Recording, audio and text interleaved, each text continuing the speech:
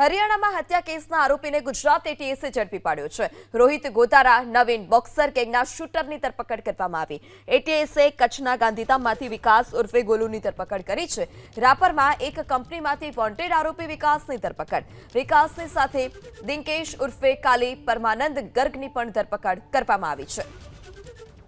ત્યારે રોહિત ગોતારા ની પણ ધરપકડ કરવામાં આવી છે। સાથે નવીન બોક્સર ગેંગના શૂટરની પણ ધરપકડ કરી લેવામાં આવી છે। એટીએસની આ મોટી કાર્યવાહી સફળતા કે જ્યાં ગાંધીધામમાંથી વિકાસ ઉર્ફે ગોલુની પણ ધરપકડ કરી દેવામાં આવી છે।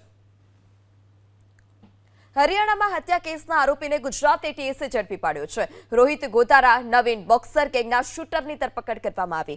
એટીએસે કચ્છના ગાંધીધામમાંથી વિકાસ ઉર્ફે ગોલુની ધરપકડ કરી છે।